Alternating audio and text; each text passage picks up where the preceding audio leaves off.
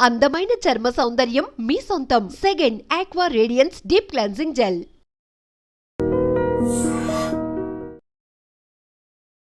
అందరికీ నమస్కారం. Welcome back to IT media. మన ఆయుర్వేదం ప్రోగ్రామ్కి అందరికీ స్వాగతం. అయితే నరాల బలహీనత గురించి ఎంత మాట్లాడుకున్నా చాలా తక్కువ అని చెప్పుకోవచ్చు. ఎన్ని వీడియోస్ చేస్తున్నా ఇంకా కామెంట్స్ వస్తున్నాయంటే ఎంతమంది అసలు నరాల బలహీనతని ఫేస్ చేస్తున్నారో మనం తెలుసుకోవచ్చు. అసలు ఈ నరాల బలహీనత ఎందుకు వస్తుంది?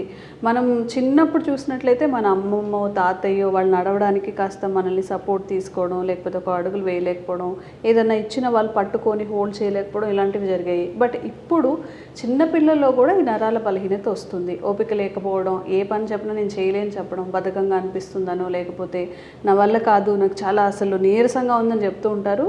ఈ ఇష్యూస్ చిన్నవాళ్ళల్లో కూడా ఎందుకు వస్తున్నాయి? ఇవి రాకుండా ఉండాలి అంటే మనం ఎలాంటి జాగ్రత్తలు తీసుకోవాలి ఈరోజు తెలుసుకుందాం. ప్రస్తుతం అంతా ఉన్నారు న్యాచురోపతిక్ డాక్టర్ షాగుప్తా గారు. నమస్తే మ్యామ్. ఎలా ఉన్నారు మ్యామ్? ఎప్పుడో 60స్లో రావాల్సినవి ఎర్లీ 30స్లో 20 ఏజ్ వాళ్ళలో చిన్న చిన్న పిల్లల్లో కూడా చూస్తుంటాం. అరే చూస్తూనే వాడు పడిపోతూ ఉంటాడు. ఎందుకురా ఏవిచ్చినా అట్లా పడేస్తూ ఉంటావు, నీకు హోల్డ్ చేయడానికి అవ్వట్లేదా, పట్టుకోవడానికి అవ్వట్లేదా అని అంటూ ఉంటారు. అసలు నరాల బలహీనత ఎందుకు వస్తుంది? మనం అంత స్ట్రాంగ్గా ఉండాలి అంటే ఏం చేయాలి? సో స్పెషల్లీ ఈ జనరేషన్లో ప్రత్యేకంగా మనము పురాతన కాలంలో చూస్తే నరాల బలహీనత అంటే 60, 70, 70 దాటిన తర్వాత వచ్చేవి. అందులో కూడా చాలా వరకు రేర్ తిమ్మిర్లు ఉండేవి. ఈ మధ్య కాలంలో చిన్నపిల్లని అడిగినా చెయ్యి తిమ్మిరి పట్టేసింది, కాలు తిమ్మిరి పట్టేసింది, లెథార్జిక్గా ఏదైనా పని చేయడానికి కూడా బాడీ అనేది సహకరించదు.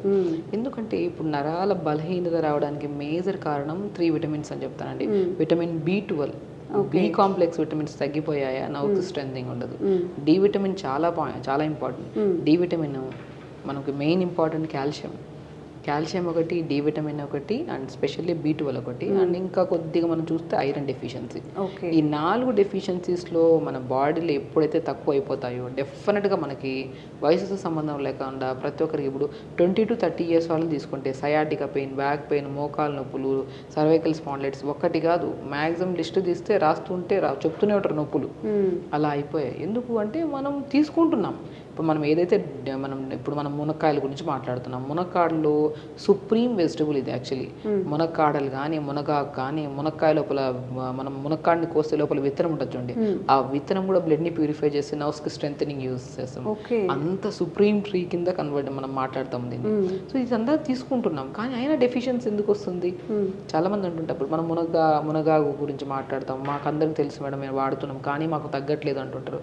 సో ఎందుకు తగ్గట్లేదు అని చూస్తే తింటున్న న్యూట్రిషన్ కంటే జంక్ ఫుడ్ ఎక్కువ అయిపోతే ఎక్కడ మనకి బ్యాలెన్స్ చేయగలుగుతాం? ఇప్పుడు మనం మంచి ఫుడ్ తీసుకున్నాము, స్టమక్ లో ఉంది, దానికి సమానంగా కూడా ఇంకా కొద్ది మంచి ఫుడ్ యాడ్ చేస్తే రెండు కలిసి న్యూట్రిషన్ కింద కన్వర్ట్ అయ్యి బాడీ యూటిలైజ్ చేసుకుంటుంది. మధ్యాహ్నం చక్కగా మునగాకు పప్పు తినేసి ఈవినింగ్ మంచూరియాలు అవి తింటూ ఉంటారు, బెనిఫిట్ ఉండదు. నేను అదే అంటున్నా. సో మ్యాక్సిమం ఫుడ్లో ఇలాంటి ఇర్రెగ్యులర్ ఫుడ్ హ్యాబిట్స్ ఒకటి. Next physical activity. నేను అంటాను బ్రహ్మాండంగా నరాల బలహీనతకి ఫుడ్ మనకు అవసరం లేదు, మనం తినే ఫుడ్ సరిపోద్ది. ఆ ఫుడ్ తిన్న ఫుడ్ డైజెషన్ చేసి అది బ్లడ్ కింద కన్వర్ట్ అయ్యి, ఆ బ్లడ్ అనేది న్యూట్రిషన్ కింద కన్వర్ట్ అయ్యి, ఆ న్యూట్రిషన్ ప్రాపర్గా మనకి నర్వ్స్కి స్ట్రెంథనింగ్గా మారితే మనకి ఈ ప్రాబ్లమ్స్ ఉండవు కదా. అదంతా ప్రాసెస్ జరగాలంటే ఫిజికల్ యాక్టివిటీ ఉండాలి. యోగా బెస్ట్ అండి. నేను ఏమంటానంటే ఒక మనిషికి ఏ సమస్య రావడానికి కూడా మెయిన్ కారణం ఫిజికల్ యాక్టివిటీ లేకపోవడం వల్ల. ఒక మనిషికి మొబిలిటీ ఉంటే కరెక్ట్ టైంకి ఆకలిస్తుంది. ఇప్పుడు ఇది జనరేషన్లో ఆకలి అంటే తెలియదు. ఆకలి అని కాదు, టైం వెయ్యకుండానే తినేస్తాం, టైం అయిపోతుంది తినేయాలి. ఇప్పుడు లేట్గా లెగుస్తాం, బ్రేక్ఫాస్ట్ 10కి తింటాం, 1:30కి అప్పుడు మేల్కొంటాం కదా. అంటే బ్రేక్ఫాస్ట్ తినేది 10కి కదా, 1:30కి అప్పుడు డైజెషన్ అవుతుంది. ఎందుకంటే మీరు 8కి బ్రేక్ఫాస్ట్ చేసేనంటే 1కి ఆకలి వేస్తుంది. సో మీరు 10కి బ్రేక్ఫాస్ట్ చేస్తే ఆకలి లేదు, బట్ టైం అయిపోయిందని తినేస్తున్నాం. ఈ బ్రేక్ఫాస్ట్ చేసింది డైజెషన్ అవ్వాలి, అది మిగిలిపోయింది పొట్టలో. మళ్ళీ ఈ ఆకలి అనే ఫీలింగ్తో, టైం అయిపోయిందన్న ఫీలింగ్తో తినేస్తాం లంచ్ కూడా. ఈ లంచ్ డైజెషన్ అయ్యేటప్పుడు కల్లా 4 to 5 మధ్యలో మనకి స్నాక్ టైం వచ్చేస్తుంది. అప్పుడు బిస్కెట్ కావాలి కంపల్సరీ, టీ కావాలి మనిషికి. కావాలనేది కాదు, మన చుట్టుపక్కల తాగుతున్నారు, వేరే వాళ్ళు కూడా తాగుతున్నారు, ఫోన్ చేసినా కూడా వాళ్ళు కూడా ఫ్రెండ్స్ కూడా తాగుతున్నారు, మనం తాగేయాలి. అవును. అసలు మనకి పొద్దున బ్రేక్ఫాస్ట్ లేట్గా తిన్నాం కదా, అది డైజెషన్ అవ్వలేదేమో, లంచ్ కూడా కొద్దిగా హెవీగా తిన్నాం కదా, అది కూడా డైజెషన్ అవ్వలేదేమో, టీ బిస్కెట్లు వేసాం కదా, ఇవి హెవీ అయిపోతుంది. అంటే స్టమక్లో ఎంత స్టోరేజ్ ఉందో గమనించాం మనం. వేస్తూనే ఉన్నాం. మనం ఏమనుకుంటాము, ఇంకా డిన్నర్ టైంకి వచ్చిన తర్వాత మళ్ళీ ఏదో తినేస్తాం. ఇవన్నీ క్లమ్జీ అయిపోయిన తర్వాత మనకి డైజెషన్ అవ్వక పొట్టలో అలా ఉండిపోయి బ్లోటెడ్ అయిపోతుంది. పడుకుంటున్నప్పుడు నిద్ర రాదు, పొట్ట అంతా హెవీగా అనిపిస్తూ ఉంటుంది. ఇన్ని చూసారా? నేనేమంటుంటే ఆ ఫుడ్ని మార్నింగ్ పూట లేగండి, లేచిన తర్వాత మంచిగా బ్రేక్. ఇప్పుడు నర్వ్ ప్రాబ్లంలో specially back pain, knee pain, sciatic pain, any kind of pains joints సంబంధించి ఉంటే దాన్ని మనం ఏం చేయాలి? మీరు ఇవన్నీ ఇప్పుడు నేను మునక్కాడల గురించి చెప్పాను, దీంట్లో విటమిన్స్, మినరల్స్ ఒకటి కాదు, కౌంట్ చేస్తా వెళ్తే ఎన్నో రకాలు అన్నీ. ఇప్పుడు మనం పాలలో దొరికేవి, అవునా, సో మనం నాన్ వెజ్లో దొరికేవి అన్ని, ప్రోటీన్స్, విటమిన్ అన్నీ అండి, కౌంట్లెస్ అన్నీ ఉంటాయి మునక్కాడలో. మనము పోనీ ఎంత మోతాదులో తీసుకుంటాం అనేది కూడా చాలా ఇంపార్టెంట్. రోజుకి ఒక మనిషికి 1 లేదా 2 మునక్కాడలని ముక్కలు తింటున్నాం, నచ్చింది కదా అని చెప్పి గిన్నె వేసుకుని వేడి చేస్తుంది. అదేమంటారంటే వేడి అయిపోతుంది నా మునక్కాయలు తింటే. వేడి ఎందుకు అవుతుంది? మీరు తినాల్సిన దానికంటే ఎక్కువ తినడం వల్ల. సో ఒక మోతాదులో పెట్టుకోండి. ఇప్పుడు ఒక మ్యాక్సిమం లంచ్లో ఎంత తింటామంటే ఒక 7 ముక్కల, చిన్న ముక్కల్లాగా మనకు కూరలా చేసుకుంటాం, స్టీమ్ పెట్టుకొని జస్ట్ కొద్దిగా పెప్పర్ పౌడర్, లైట్ సాల్ట్, కొద్దిగా సన్ఫ్లవర్ సీడ్స్ పౌడర్ చేసుకొని ఎంత టేస్టీగా ఉంటుంది. అలా చేసుకొని తిన్నాం అనుకోండి, ఒక మ్యాక్సిమం ఒక బౌల్లో, చిన్న బౌల్లో తీసుకుంటాం. పొట్ట ఇంతే పొట్ట, దీనికి ఎన్ని వేస్తాం? 20 వేస్తాం ముక్కలు. ఒక లిమిట్గా వేయాలి. ఆ లిమిట్ దాటిన తర్వాత వేస్తే అది వేడి అయిపోతుంది. అరే అది ఆ రోజు తింటే పడలేదు మనకు అని చెప్పేసి తినడమే ఆపేస్తాం.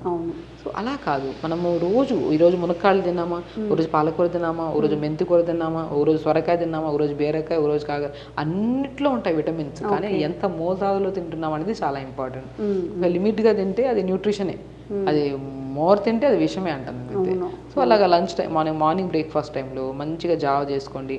రాజగిరా సీడ్స్ అంటారు, నర్వ్ స్ట్రెంథనింగ్. అది ఒకటి మునక్కాడల గురించి మనం మాట్లాడదు. రాజగిరా సీడ్స్ అంటే తోటకూర విత్తనాలు దొరుకుతాయి మనకి, చాలా ఫేమస్ ఈ మధ్య కాలంలో. రాజగిరా సీడ్స్ ఒక్కొక్క ఏరియాలో ఒక్కొక్క పేరును పెడతారు. తోటకూర విత్తనాలు, మన తెలుగులో అయితే తోటకూర విత్తనాలు అంటారు. అవి చిన్నగా ఉంటాయి. అవి పెనం మీద వేసి ఇలా వేపితే పాప్కార్న్ లాగా ఊడిస్తాయి, పేలాగా. దాన్ని లడ్డూలాగా కూడా చేసుకొని తింటుంటారు. బట్ నేనేమంటాను, దాన్ని బ్రేక్ఫాస్ట్ రూపంలో తీసుకోండి మార్నింగ్ టైమ్స్. కొద్దిగా జొన్న పిండి, రాగి పిండి, రాజగిరా పిండి, మూడింటిని కలిపేసుకొని మార్నింగ్ దాంట్లో దోశలాగా చేసుకోండి. కొద్దిగా మినపప్పు పౌడర్ కలిపేసుకుంటే దోశ అయిపోతుంది.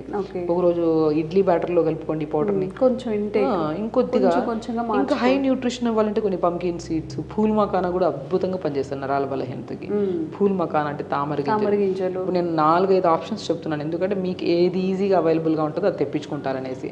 సో కాబట్టి మనం pumpkin seeds, water melon seeds, sunflower seeds, pool makhana, తోటకూర విత్తనాలు, ఇవన్నీ హై న్యూట్రిషియస్ కలిగి ఉండేవండి.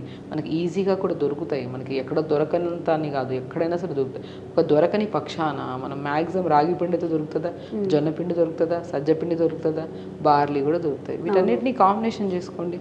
మీకు దొరికేవి తెచ్చుకొని, ఒకవేళ మనం మార్నింగ్ బ్రేక్ఫాస్ట్ ఏమన్నాను, రాగి, జొన్న, సజ్జ, బార్లీ, రాజగిరా సీడ్స్ అన్నిటిని కలుపుకొని జావ తీసుకోమని. ఇందులో 5 మాట్లాడుకున్నాము, దాంట్లో 2 అన్నా దొరుకుతాయా, రెండింటిని కలిపేసుకోండి. దొరకవని చెప్పి సంవత్సరాలు వెయిట్ చేసేవాళ్ళు, దొరికిన దాంట్లో తీసుకోండి. దొరికినప్పుడు మళ్ళీ చూద్దాం. సీడ్స్ కొన్ని యాడ్ చేసుకొని, తెనలు నువ్వులు కొద్దిగా, కొన్ని క్యారెట్ చాప్ చేసేసుకొని ఒక సూప్ మంచిగా మార్నింగ్ జావా. మధ్యాహ్నం పూట మంచిగా కర్రీలో మునక్కాడలు తీసుకోండి. సూప్లో చాలా అద్భుతంగా పనిచేస్తాయి. ఈవినింగ్ టైమ్స్లో మనం డైలీ మునక్కాడలు కూరలాగా కాకుండా ఈవినింగ్ 2-3 మునక్కాయ ముక్కలు, హాఫ్ క్యారెట్, హాఫ్ బీట్రూట్, 4 సొరకాయ ముక్కలు, కొద్ది కొత్తిమీర, పుదీనా, ఒక ప్లైట్ పచ్చిమిర్చి చేసేసి, ఒక గ్లాస్ నీళ్ళు వేసి కుక్కర్ పెట్టేసేయండి. ఒక విజిల్ తగిన దింపితే స్మాష్ చేసేసి తీసుకొని సూప్ చేసుకోండి. లైట్గా లెమన్ కలుపు, ఎంత అద్భుతంగా ఉంటుందంటే మనకి క్రేవింగ్స్ ఉంటాయి చూడండి. ఒకటి చూసినండి అక్కడ లడ్డు ఏదో సంథింగ్ తినాలి, ఆ క్రేవింగ్స్ ని కూడా కంట్రోల్ చేస్తుంది ఈ సూప్.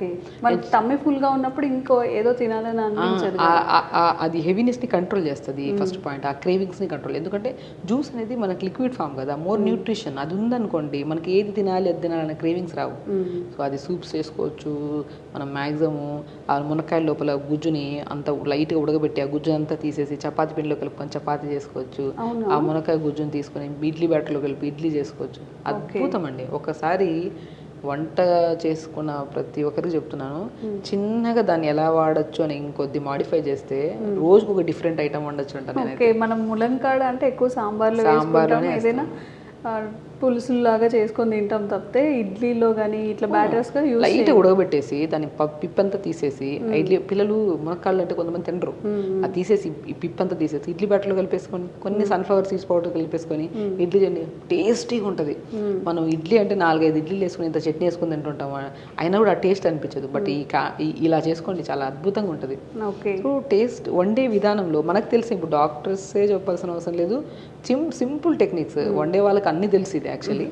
ఇలా జస్ట్ ఒక టిప్ లాగా చెప్తున్నాను, ఇలా వండుకోండి, రెగ్యులర్గా యోగా చేసుకోండి. అంటే చెప్తున్నాను కదా, మునక్కాడల్ని మనం రెగ్యులర్గా అట్లీస్ట్ సూప్స్లో కానీ ఇలాగ మనం ఇడ్లీస్లో కానీ బ్రేక్ఫాస్ట్లో ఏదో ఒక పూట అట్లీస్ట్ 4-5 ముక్కలు చిన్న 1 ఇంచ్ ముక్కలైనా తీసుకోండి, అద్భుతంగా పనిచేస్తుంది. దాంతోపాటు రెగ్యులర్గా దొరకనప్పుడు జామకాయలు తీసుకోండి, జామకాయలు కూడా విటమిన్స్ ఎక్కువ ఉంటాయి, నర్వ్ స్ట్రెంథనింగ్కి చాలా మంచిది. దానిమ్మకాయ చాలా మంచిది నర్వ్ స్ట్రెంథనింగ్కి. సో ఇన్ని రకాలు మాట్లాడుకున్నప్పుడు అట్లీస్ట్ మనం రెగ్యులర్గా ఒకరోజు చేసి ఆపేయకుండా ప్రతిరోజు అలా చేసుకుంటూ ఉంటే ఒక్కొక్క రోజు ఒకటి యాడ్ చేసుకోండి. సో ఆ బెనిఫిట్ కూడా మనకి తొందరగా దొరుకుతుంది. రెగ్యులర్ యోగా కూడా ఉంది, ఫిజికల్ యాక్టివిటీ ఉంది కదా, స్ట్రెస్ తగ్గుతుంది, యాంగ్జైటీ తగ్గుతుంది, మోర్ ఆక్సిజన్ తీసుకుంటాం, వదలాల్సిన గాలి కరెక్ట్ వదులుతాం. సో అంత ప్రాసెస్ బాగుంటుంది. ఓకే. సో మ్యామ్ చెప్పినట్టుగా కొంతమంది డాక్టర్స్తో మాట్లాడేటప్పుడు నాకు అసలు భయం వేస్తుంది, మనం జంక్ ఫుడ్ అనేది స్లో పాయిజనస్గా మన బాడీ అంతా డ్యామేజ్ చేస్తుందా అని చెప్పి. హెల్దీగా ఒక పూట తిన్నామని 2 పూట్ల జంక్ తినేస్తూ ఉంటాము. జంక్ అంటే నాట్ ఓన్లీ నూడిల్స్ ఇవే రావు, బయట చేసే ఫుడ్ దాన్ని అడల్టరేట్ చేస్తారు, ప్యాకెడ్ ఫుడ్ ఇవన్నీ ఇంక్లూడ్ ఉంటాయి. కాబట్టి మనం హెల్త్ మంచిగా ఉండాలి అనుకున్నప్పుడు తప్పకుండా అది శ్రమ అయినా సరే ఒక 1 అవర్ ముందు లేచి వండుకోవడానికి, లేదా చాలా తక్కువ మసాలాలు ఆయిల్స్ ఈ జంక్ని తక్కువగా తీసుకోవడానికి ట్రై చేయండి. అండ్ మ్యామ్ ఇప్పుడు ఏదైతే మెన్షన్ చేశారో మునక్కాడల్ సూప్స్ కానివ్వండి, వీటన్నిటినీ ట్రై చేయండి. తప్పకుండా కామెంట్స్ రూపంలో తెలియచేయండి అవి మీకు ఎలా వర్క్ అయ్యాయో. ఇంకెలాంటి డౌట్స్ ఉన్నా కూడా కామెంట్స్ చేసేయండి, వాటి మీద వీడియోస్ చేసే ప్రయత్నం చేస్తాం. Thank you ma'am. నమస్తే.